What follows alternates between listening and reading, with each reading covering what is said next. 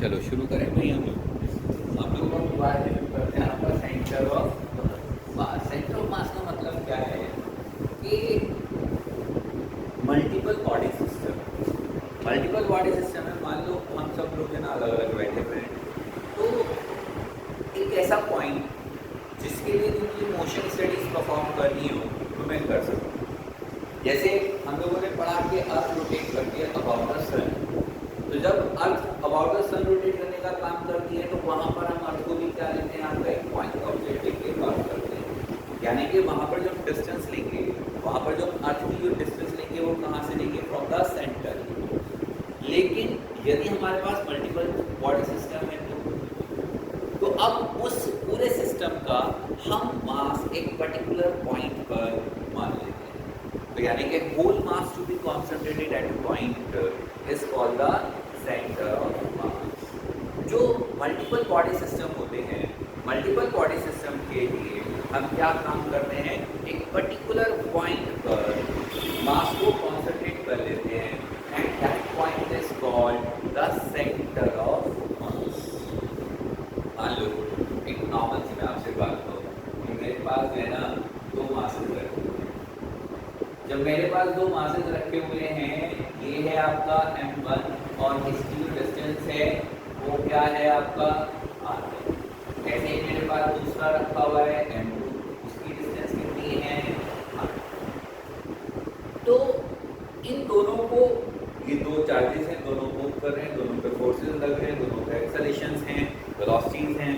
तो मैं इन दोनों को एक ही सिस्टम के फॉर्म में पढ़ना चाहता हूँ, इन दोनों को एक ही साथ में स्टडी करना चाहते हैं, दोनों का रिलेटिव मोशन की बात करना चाहते हैं। तो हम क्या काम करेंगे, इसके एक पर्टिकुलर पॉइंट पर हम क्या कंसिडर कर लेंगे, आपका सेंटर ऑफ मास। यानी कि दोनों के मास को उस पॉइंट पर कैलकुलेट कर लेने का काम करते हैं, एज्यूम टू बी कर लेने का काम करते हैं। तो उसे हम क्या कॉल करते हैं, आपका सेंटर ऑफ मास। क्या मेरी कुछ बात समझ में आई? स्पष्ट मैंने क्या कहा, एक ऐसा पॉइंट जहाँ पे होल मास को कंसिडर कर लेते हैं उसे हम क्या कॉल करते हैं, आपका सेंटर ऑफ मास करते हैं। तो इसमें जो सबसे पहला पॉइंट आता है कि हम सेंटर ऑफ मास कहाँ एज्यूम करेंगे, तो उसके लिए सबसे पहले हमें ऑरिजिन फिक्स करना पड़ेगा। या तो हमें क्वेश्चन पे देगा या हमें अपनी मर्जी से फिक्स करना पड़ेगा, मानना पड़ेगा। अरे कहीं तो हमें मानना पड़ेगा ना ऑरिजिन जहाँ से हम शुरुआत करें, फिर हम कहेंगे हाँ यहाँ से इतना दूर centre of mass will be there. मैंने कहा जैसे इस डायग्राम में मैंने आपसे कहा दो मासेस हैं, उनकी डिस्टेंस r1 r2 है, तो एक पर्टिकुलर ओरिजिन से है, वो एक पर्टिकुलर पॉइंट से है। इस केस में मुझे क्या निकालना है, आपका सेंटर ऑफ मास निकालना है। तो इसका बहुत ही सिंपल सा फॉर्मूला है, मेरे को सेंटर ऑफ मास की पोजीशन निकालनी है। मेरे को सेंटर ऑफ मास की पोजीशन निकालनी है।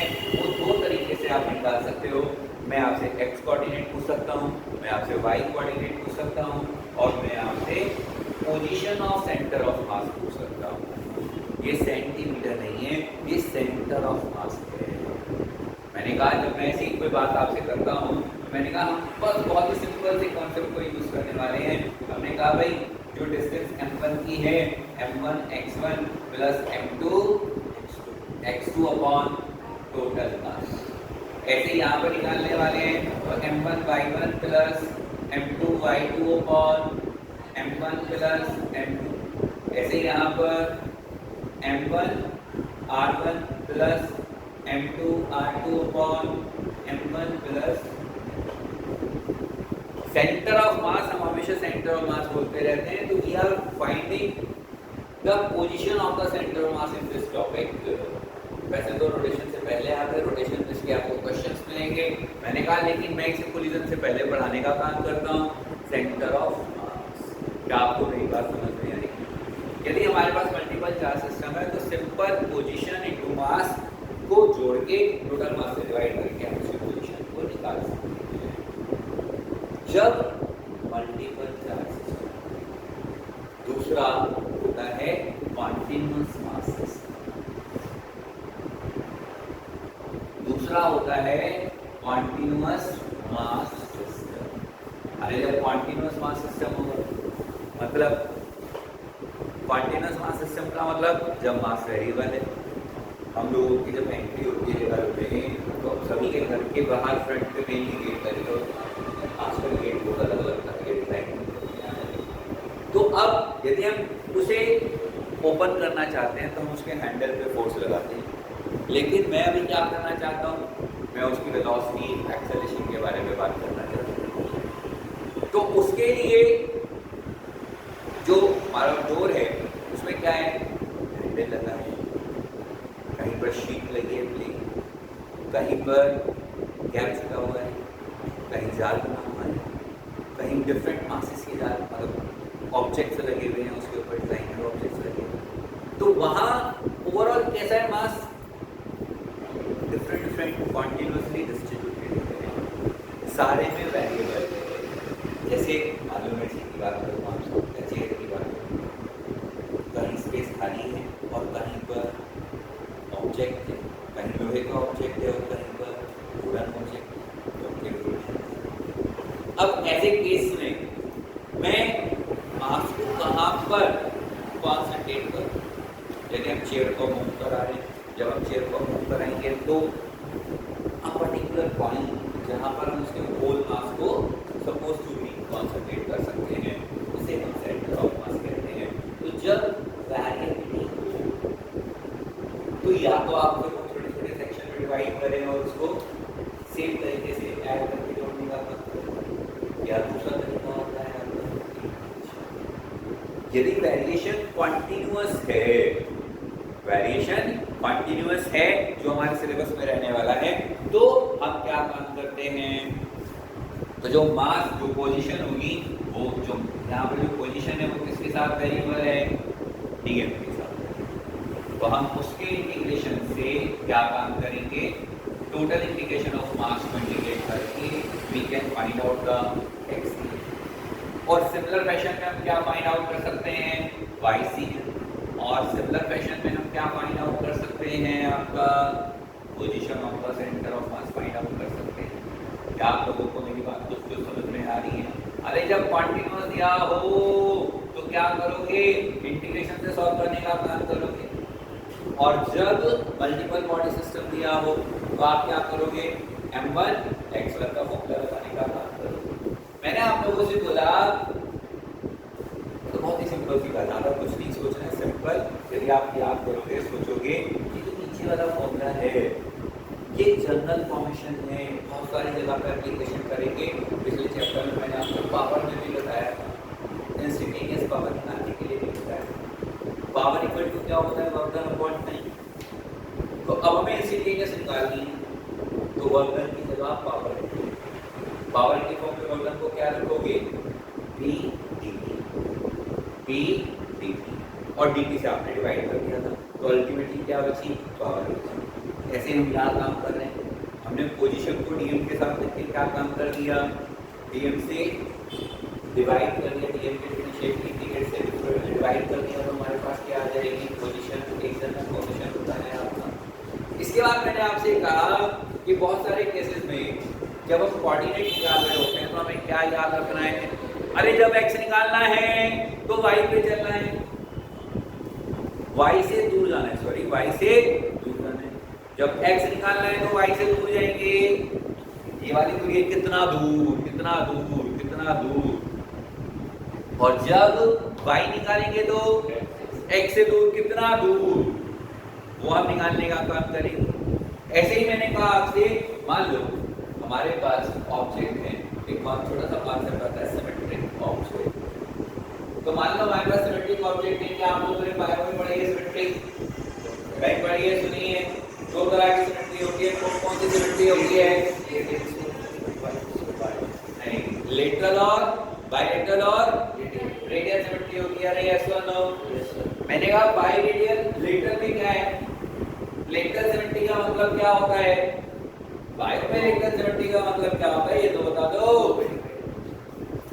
दो में ऑब्जेक्ट डिवाइड हो सकता है, दो में ऑब्जेक्ट डिवाइड हो सकता है, और रेडियल का मतलब कहीं से भी करो तो सेम, उसे आप रेडियल कहते थे। मैंने कहा थोड़े वर्ड बदल दिए, रेडियल मैंने कहा symmetric about the two axis, symmetric about two two axis, अरे हमारी जो तीन ही एक्सिस होती हैं वो इंपॉर्टेंट होती हैं, तो मैंने कहा दो एक्सिस के अलावा हम बात कर रहे हैं, तो देखो इसकी दो एक्सिस एक्स और वाई, मैं इसको ऐसे काटूं तो भी दो आइडेंटिकल पार्ट बने, और मैं ऐसे काटूं तो भी दो आइडेंटिकल पार्ट बने। अरे यस और नो, किसी को कोई डाउट इसमें नहीं है ना? मैंने आपसे कहा हमारा अल्फाबेट आई किसके अलोंग सिमेट्रिक है? वन एक्सिस या टू एक्सिस के अलोंग? वाई वन एक्सिस के अलोंग सिमेट्रिक है या टू एक्सिस के अलोंग? तो बोलो भाई सबके साथ टू एक्सिस के अलोंग सिमेट्रिक है। ऐसे ही मैंने कहा आपसे हमारा लेटर कैपिटल टी किसके अलोंग सिमेट्रिक है? ओनली वन एक्सिस के अलोंग सिमेट्रिक है। मैंने कहा भाई हाफ सर्कल, जो हाफ सर्कल है वो किसके अलोंग सिमेट्रिक है? ओनली वन एक्सिस के अलोंग सिमेट्रिक। मान लो मेरे पास आई है, तो आई किसके अलोंग सिमेट्रिक होगा? दो एक्सिस के अलोंग होगा। अरे यस और नो? तो जब कभी भी ऑब्जेक्ट टू एक्सिस के अलोंग सिमेट्रिक होता है, शॉर्टकट बैठेगा ये हमारे लिए, at the intersection point of axis is center of mass. Center of mass is present along the intersection of axis. क्या मेरी बात आपको कुछ समझ में आई आपका? मैंने कहा आपसे जब फिगर एक ही एक्सिस के अबाउट सिमेट्रिक होती है, जब फिगर एक ही एक्सिस के अबाउट सिमेट्रिक होती है, तो जिस एक्सिस के अलोंग वो सिमेट्रिक है उसके अपोजिट वाला हमें मिलता है, उसके अपोजिट एक्सिस का कोऑर्डिनेट हमें क्या हो जाता है? आपका मिल जाता है। मैंने कहा बोला आपसे, अरे मैंने बोला ये तो फिगर है ये किसके अलोंग सिमेट्रिक है? तो वी विल गेट एक्स यानी कि coordinate about the x axis, यानी कि यहां से माना मैंने तो इसी एक्सिस पे कहीं ना कहीं सिमेट्रिक होगा, कितना ऊपर ये तो मुझे नहीं पता, लेकिन एक्स एक्सिस में कितना दूर वो मुझे पता है। क्या मेरी बात समझ में आई? नहीं समझ में आई? अरे फिगर जिस एक्सिस के अलोंग सिमेट्रिक होती है उसकी अदर एक्सिस के अलोंग का कोऑर्डिनेट हमें मिल जाता है। मैंने कहा आपसे मेरे पास एक ट्रायंगल शेप है, अरे ये फिगर किस एक्सिस के अलोंग सिमेट्रिक है? एक्स एक्सिस के अलोंग, तो मुझे कौन सा कोऑर्डिनेट मिल जाएगा? y मिल जाएगा। ये किसके अलोंग है? x के, y के अलोंग सिमेट्रिक है, तो मुझे कौन सा कोऑर्डिनेट मिल जाएगा? x सेंटर ऑफ मास मिल जाएगा। क्या आप लोगों को मेरी कुछ बात समझ में आ रही है? क्लियर? सबको कोई दिक्कत तो नहीं आ रही? मैंने कहा आपसे मैंने सेंटर ऑफ मास जब हम करते हैं बच्चे डरे से रहते हैं, रोटेशन मोशन पर बड़ा ही टफ सा टॉपिक है, ऐसी बात है कि नहीं है? रोटेशन टफ है? अरे तो रोटेशन में चलो फिर रोटेशन भूल जाते हैं, रोटेशन टफ होगा वो बाद में देखेंगे। अभी मैंने कहा कि सेंटर ऑफ मास की बात करते हैं, तो क्या सेंटर ऑफ मास में जो तीन बातें बताइए टफ है? क्या ये फॉर्मूला में याद नहीं रहेगा? कंटीन्यूअस है तो इंटीग्रेशन निकालेंगे, क्या हमने नहीं सीखा? अब मैंने कहा भाई सिमेट्रिक के अलावा हमारा शॉर्टकट बन जाएगा, ट्रिक बन जाएगी हमारी सेंटर ऑफ मास निकालने की, तो अब तो हम आराम से निकाल सकते हैं ना। तो बस यही तीन बातें सेंटर ऑफ मास। तो अभी पहले आप इसे एक बार कॉपी करो।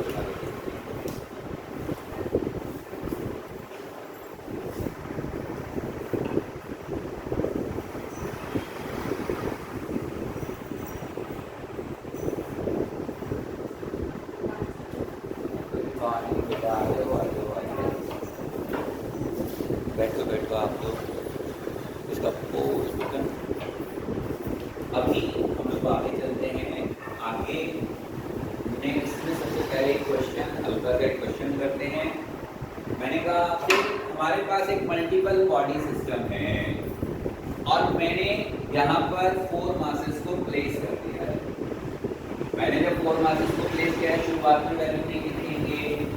मैंने कहा एम एम एम और एम यहाँ नहीं लिखनी है वैल्यू, और इनके बीच की जो डिस्टेंस है वो क्या है आपका एल और एल। स्क्वायर पे 4 मासेस रखे हुए हैं, चारों के चारों मासेस इक्वल हैं।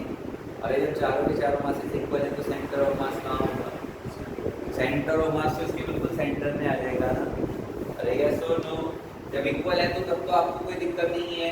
तो मैंने कहा यहाँ पे है, यहाँ पे 2m, यहाँ पे 3m और यहाँ पे 4m है। तो अब सेंटर ऑफ मास कहाँ पर है? आज का हमारा क्वेश्चन क्या है? अब हमें क्या सीखना है? फाइंड सेंटर ऑफ मास। मैं लिखता हूँ cm, not centimetre, not chief minister, it is centre of मास। ज़्यादातर कुछ लोगों जो इसे शॉर्ट में लिख देते हैं वो CO1 भी लिख देते हैं। बुक में कभी कभी हो भी सकता है क्वेश्चन, तो होता है ना उनसे सेंटर ऑफ मास हम लोगों को निकालना। हमने कहा सेंटर ऑफ मास निकालना है, कैसे निकालूं?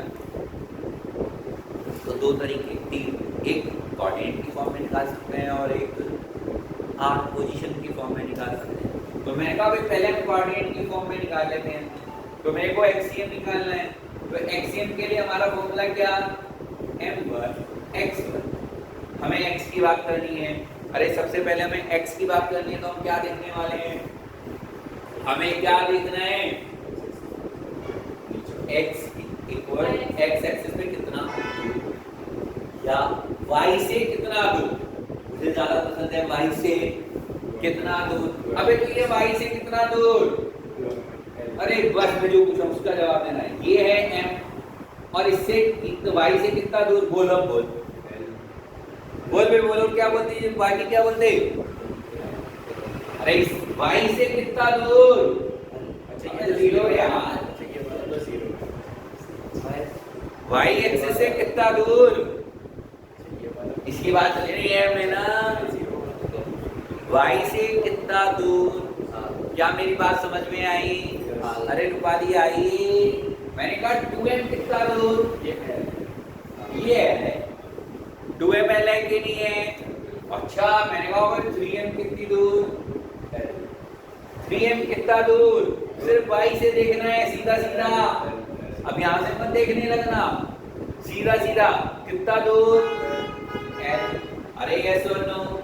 और 4m upon total mass m plus 2m plus 3m plus 4m equal to 10 है। क्या मेरी बात समझ में आ गई? अरे मैंने कहा कितना आ गया? 5m अपॉन 10m, तो क्या आ गया? l by 2। कोई दिक्कत? y कोऑर्डिनेट, मुझे y कोऑर्डिनेट निकालना है। अरे मुझे y कोऑर्डिनेट निकालना है। तो y कोऑर्डिनेट का मतलब x से कितना दूर? तो पहले क्या मैं m की बात करूंगा? 0। अरे मैं 2m की बात करूंगा, बोलो रे। मैं तो 2m की बात करूंगा। अच्छा 0। अरे 2m कितना दूर? अरे x से कितना दूर? y निकाल रहे हैं तो x से कितनी दूर? ऊपर कितना है बता? 2m कितना ऊपर है बता? x से कितना ऊपर? 0। देखो अरे x पे रखा है कि नहीं रखा? और 3m कितना ऊपर? अरे बोल दे स्पर्श l। मैंने कहा 4 कितना ऊपर? l upon 10। अब एक कुछ समझ में आ रहा है? 7l अपॉन 10 तो इक्वल टू 7l बाई 10। अरे बोल दो रे। यदि मुझे पोजीशन निकालनी हो तो, अरे यदि मुझे पोजीशन निकालनी हो तो मैं क्या काम करूंगा? मैंने कहा भाई मुझे पोजीशन निकालनी है, पोजीशन निकालनी है तो कैसे करेंगे? कि तो क्या मुझे r लेना चाहिए। अरे r का मतलब पता है ना? I का r का मतलब डिस्टेंस, डिस्टेंस कितना दूर। अब वहाँ x y नहीं चलेंगे तो मैंने कहा भाई x और y नहीं चलेंगे तो मुझे RCM निकालना है। जब मुझे RCM निकालना है तो मैं क्या करूँगा? पहले m की बात कर लेते हैं। तो m, अब हमारा ऑरिजिन पॉइंट ये है तो यहाँ से कितना दूर है? 0। तो 0। सोचने की बात है 2m कितना दूर है? l। अरे यहाँ से कितना दूर? 2l। l। 3m कितना? अरे 3m कितना दूर है, कुछ तो बता दो, कितना दूर? अरे यस और नो? L√2 पाइथागोरस लगेगी। ये कितना था L, ये कितना है L, ये कितना होगा L, तो ये कितना हो जाएगा √L² plus L² equal to L√2। तो यहाँ क्या हो जाएगा L√2। क्या कुछ बात समझ में आ रही है मेरी कि नहीं आ रही? अब पाइथागोरस मुझे करके नहीं दिखानी चाहिए, इतने सारे क्वेश्चन हो गए, कराइए बस ये, मतलब कोई याद होनी चाहिए। हमने कहा यहाँ पे क्या होगा आपका टोटल मास तो 10 है ना, तो यहाँ जोड़ा तो क्या आया, ये दोनों तो सीधे सीधे जुड़ गए, m तो कैंसिल हो गया फॉर्मूला के, तो ये तो हो गए 6 plus 6l plus 3√2l upon 10m था, तो यहाँ पे m लिखोगे कॉमन आ गया, वो कट गया, तो 6l प्लस 3√2l/10 चाहो तो जोड़ो, मल्टीप्लाई करके जोड़ो। कुछ पल्ले पड़ रहा है, बोल दो भाई, अरे पढ़ा पल्ले। नेक्स्ट क्वेश्चन यदि हम लोग करें, क्वेश्चन आज एक ही है, कौन सा क्वेश्चन है? फाइंड द सेंटर ऑफ मास। जरा समझ लेना ये क्या है एंड दूसरा क्या है, दूसरा है पूरे भी लो क्या, पूरे भी ले लो यार, ये क्या हो जाएगा ग्रीन, या चलो इसे एम ले लो, तुम्हें तो वो भी नहीं निकालना होता होगा, आप सेंटर ऑफ मास भी नहीं निकालने तो उसका तो पता लग जाता है। अब बताओ इसका सेंटर कहाँ पे, अब वो बीच कितनी दूर, x कोऑर्डिनेट कैसे निकालोगे और y कोऑर्डिनेट कैसे निकालोगे? मैंने कहा भाई पहले x कोऑर्डिनेट बताओ भाई, देखो x कोऑर्डिनेट यार कितना आसान सी बात, जिसकी बात चल रही है उससे अपोजिट वाले से कितना दूर, तो ये वाला मास m 0 प्लस m, ये वाला ये डिस्टेंस है तो l, ये वाला कितना दूर, ये सोच के बताओ मुझे तो।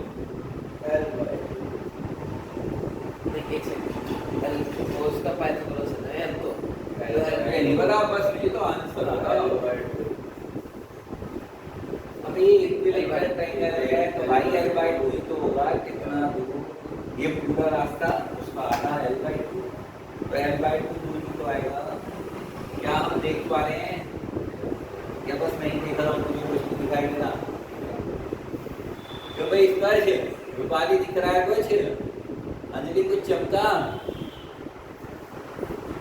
क्यों भाई, कितना हो गया 1 रुपीज 50 पैसे, तो 3/2 ml/3m, m से m 3 से 3, तो आंसर सेंटर ऑफ मास कितना आएगा, x कोऑर्डिनेट कितना आएगा l/2। अरे यस और नो? मैंने कहा स्पर्श को बोलना है अगली बार YCM निकालना है, अरे YCM निकालना है, तो पहले इस वाले मास की बात चल रही है, तो बता कितना दूर, बोल दे। स्पर्श को बोलना है, तान्या को इसके लिए कितना दूर, दूसरे वाले के लिए ये दूसरा है, ये वाला तीसरा है, रूपाली बोल पता चला कितना दूर है, अंजलि बोल, तीनों को बोल कितना कितना दूर है जल्दी से, अरे बोल इस पास इतना दूर, 0 किसने बोला 0, मैंने कह दिया, चलो मान लेते हैं इसकी बात। तान्या चलो तू बोल, तुझे कौन सा बताना तीसरा, तीसरा कितनी दूर, क्या निकालना है भाई, हाँ तू बोल भाई, मेरी समझ में आया कुछ भी है, दोनों तरफ सेम के मतलब नहीं, ये वाला क्वेश्चन है बस इसी पे देखो, इसी पे देख, तो ये वाला मास कितना, तो मास तो m और डिस्टेंस इसकी 0। अभी मैं किसकी बात कर रहा हूँ, y की बात कर रहा हूँ, इसे नहीं देखना, अब y इसे देखना है 0, तो y तानिया है क्यों होगा, अरे जब पाई निकालना है तो हमें क्या लिखना है, x से कितना दूं, दो तो x में रखा है तो 0। हाँ भाई रूपाली, अब तीसरे वाले में कितना दूं, अरे कितना दूर, अबे तो ये वाली डिस्टेंस आई ना, c मान लेते हैं, तो ये वाली डिस्टेंस। अब यदि ये वाली डिस्टेंस मुझे निकालनी है तो मैं कैसे निकालूंगा, ऐसे तुक्के नहीं चलेंगे, देखो ये l है और ये l/2 है, तो तुम पाइथागोरस से ही निकलेगी ना यार, इसका स्क्वायर माइनस इसका स्क्वायर, इन दोनों का स्क्वायर इसके बराबर होता है, तो इसका स्क्वायर माइनस इसका स्क्वायर, तो क्या मुझे l² माइनस l²/4 का रूट कर देना चाहिए, तो आंसर आ गया 3√3/2l, 4 एलसीएम आ गया, तो रूट से 2 आ गया बाहर, तो 4 में से 1 गया तो रूट 3 बच गया। कुछ समझ में आया, तो यहाँ पे क्या आएगा, √3/2l, यार कुछ आया समझ में कि नहीं आया, ये 0 बचा हुआ है, सेम कर गया, तो यहाँ क्या बचा, √3l/3 × 2, तो 6 भी लिख सकते हो आप, और आप क्या लिख सकते हो, √3 से 3 काट दोगे तो यहाँ बचेगा l/2√3।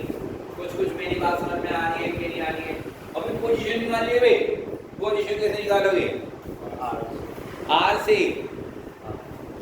सोचो तो r से निकालें क्या, तो r सेंटर ऑफ मास निकालना है, r सेंटर ऑफ मास निकालना है तो क्या करोगे भाई, 3 मास है 0, m का 0, अब दूसरे m का l, अब कितना दूर, अब हमें पोजीशन ले रहे हैं, r ले रहे हैं, तो सेंटर से कितना दूर, और तीसरे का भी है, अरे यस और नो, टोटल 3 है, 3m, तो क्या आ गया, l/3, 2/2l/3, कुछ पल्ले पड़ा के नहीं पड़ा, अरे मेरे दिमाग में एक बात आई यार, मैंने तो कोऑर्डिनेट निकाले थे, अरे मैंने x भी निकाला था और मैंने y भी निकाला था, तो यार मैं x और y में भी तो पाइथागोरस लगा सकता हूँ, x और y में मैंने x निकाला, मैंने y निकाला, सेंटर ऑफ मास दोनों का है, तो मैं इसके लिए क्या कर सकता हूँ, चाहूँ तो पाइथागोरस भी लगा सकता हूँ, तो यानी कि यदि चाहूँ तो r सेंटर ऑफ मास किससे निकाल सकता हूँ, xcm² + ycm² से निकाल सकता हूँ, ये कॉमन सेंस है हमारा, क्या हम कर पा रहे हैं कि नहीं कर पा रहे, क्या मेरी बात समझ में आई कि नहीं आई, वेक्टर में हम लगातार यही काम कर रहे हैं, ये काम बहुत सारी जगह करा पाइथागोरस लगाने का, क्या आप लोगों को समझ में आया, चलो एक बार कॉपी करेंगे, चलो अभी एक नेक्स्ट क्वेश्चन में मैंने आपसे क्या कहा कि मेरे पास है ना, देखो ये इस तरीके से एक m मास l लेंथ की यूनिफॉर्म रॉड है और दूसरी इस तरीके से मैंने रखी हुई है और उसे खड़ा किया, मैंने आपसे कहा सेंटर ऑफ मास बताओ, आज का क्वेश्चन क्या है, सेंटर ऑफ मास बताना, तो मैंने कहा सेंटर ऑफ मास बताओ, तो यूनिफॉर्म रोड है, बनी उल्टी सीधी कोई बात नहीं, यूनिफॉर्म रोड है, मास m है, लेंथ l है, तो हम ये मान सकते हैं कि उसका सेंटर ऑफ मास तो सेंटर में रहेगा ना, उसका सेंटर ऑफ मास कहाँ रहेगा, सेंटर में, इसका सेंटर ऑफ मास कहाँ रहेगा, यहाँ सेंटर में रहेगा, तो मैंने कहा यहाँ से ये ऑरिजिन मान ली मैंने, जब मैंने कोऑर्डिनेट एक्सिस बना दी तो उसका मतलब ओरिजिन दे दिया आपको, तो आपको तो बीच में से ही बताना है, तो उसका सेंटर ऑफ मास निकालना है, कहाँ निकालोगे, तो पहले तो मैं एक्स कोऑर्डिनेट निकालेंगे ना, अरे बोलो रे, एक्स कोऑर्डिनेट कैसे आएगा, m x1 कितना, ये 1, ये 2 मान लेते हैं, ये 1 मान लेते हैं, अब बताओ इसकी दूरी कितनी, क्या दूं, 0 से जोड़ा हुआ, और क्या बोलता तू, बोल बे, अब आंसर बोल, वो बाकी चीजें नहीं, बस 0 या l/2 या l या l/3 या l/2, अरे x निकालना है तो y से कितना दूं, तो जुड़ी भी बेशक को, लेकिन मास से यहाँ पे है ना, अरे मास ऊपर भी तो है, तो सेंटर ऑफ मास m/2 है, l/2 आया ना, मैंने कहा अच्छा सही बात, अब उसके लिए बताओ दूसरे के लिए l, अरे कोई दिक्कत, अब सीधे सीधे नजर आना चाहिए यार, इतने सारे क्वेश्चन तो हो गए, अब ₹1.50 ₹1.5, अरे यस और नो, m से m कैंसिल, तो क्या मैं इसे 3/4 लिख सकता हूँ, आपको समझ में आया कि नहीं आया? सही से लिखा है ना मैंने? ये तो देख लो एक बार। चलो सही है। अभी मैंने कहा वाई कोऑर्डिनेट निकालो, वाई कोऑर्डिनेट निकालो। देखो क्या देखोगे तान्या, क्या देखेंगी? जल्दी बोल, जल्दी क्या देखेंगी? अरे एम निकालना तो क्या देखेंगी भाई? रूपाली बोल जल्दी से। अरे मुझे बोल, जल्दी बोल, क्या देखोगे? अरे बता दे अंजलि। एलवाई को तो देखेंगे, क्या देखेंगे? डायलॉग तो याद होना चाहिए ना, डायलॉग ही नहीं पता है। वाई वाई निकालना है तो एक्स से कितना? तो क्या मेरी बात सही है? तो यहाँ से हमें क्या निकालना? वाई, वाई तो एक्स से कितना दूर? तुमने ऊपर वाला नजर खुला दिया भाई। एक्स से कितना दूर? L/2। एक्स से कितना दूर? L upon 2n। तो इसका आंसर आएगा, कह देते हैं ऊपर वाले का नहीं आएगा भाई। तो यहाँ पे क्या आएगा? L/2। तो यहाँ कितना हो जाएगा? ये हो जाएगा तो यहाँ कितना होगा? L/2। हमें कुछ कुछ समझ में आया कि नहीं आया? सोचो, सुनो मेरी बात।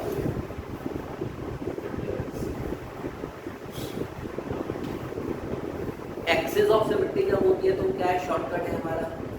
देखो मेरे दिमाग में आया, मैंने देखा अरे ये फिगर तो इस एक्स वाई एक्सिस के अलोंग सिमेट्रिक है।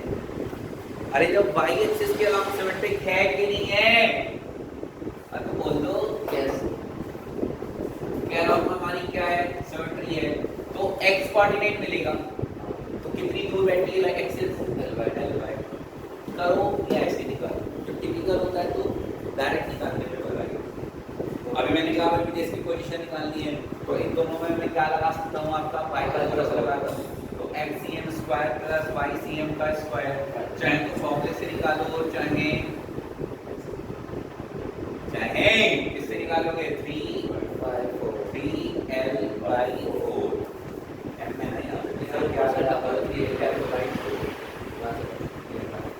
सही है। इसका अंडू तो इसे सॉल्व करोगे तो आंसर आ जाएगा।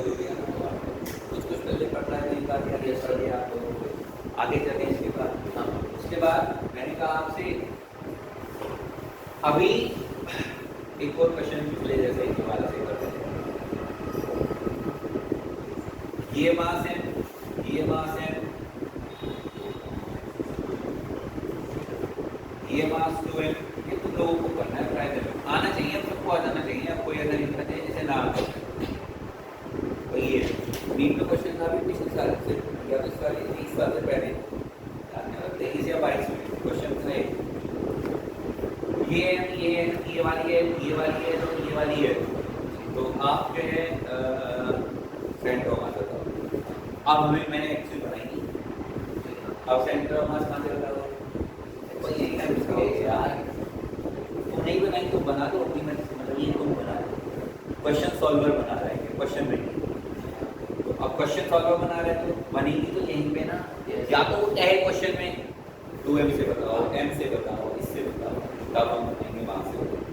हम m ऐसे बनाएंगे तो बार सॉल्व करोगे, किसी ने सॉल्व किया था बस 2 1 मिनट करना है। सो आंसर में क्या अंतर आया? आंसर 2 से मल्टीप्लाई मत कर दियो, नहीं यो प्लस में सही है। करो एक बार करके देखो जरा, पहले छाप लो फिर करके देखो क्या आंसर आया। हमने क्या निकाली है? पोजीशन या कोऑर्डिनेट? पोजीशन। कोऑर्डिनेट नहीं निकाले, क्या है कोऑर्डिनेट? पहला कोऑर्डिनेट L/2, दूसरा कोऑर्डिनेट 3/4 रूट 3/4 है, शायद नहीं है। तुम्हारा क्या क्या है भाई? तुममें से किसी ने करा या बैठे हुए पर एक दूसरे का चेहरा देख रहे थे क्या देखो अबे ये L है, ये फिगर इस एक्सिस के अलोंग सिमेट्रिक है कि नहीं है? तो किसके अलोंग सिमेट्रिक है?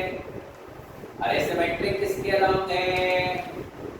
Symmetric about y axis. तो हमें क्या मिला? अरे हमें क्या मिला? x कोऑर्डिनेट कितना हो गया? L/2। अरे ये एक्सिस कितना दूर है? इस पूरी लेंथ का L/2 है ना, आधा है कि नहीं है? अभी मेरे को क्या निकालना है, वाई कोऑर्डिनेट निकालना है, वो तो निकालना पड़ेगा क्योंकि फिगर सिमेट्रिक नहीं है। जब मुझे वो निकालना पड़ेगा तो मैंने कहा वाई निकालते हैं तो x से कितना, पहले m 0, दूसरा m 0, तीसरा m √3/2 2m पक्का ये होता है भाई, √3/2 है सही, अपॉन 4m, तो 2 से 2 आंसर क्या आ गया, सही, बिल्कुल सही। नाप लिया सबने? चलो, तो this is all about today. आज इतना ही रहने देते हैं, तो कल अभी हम और कंटिन्यू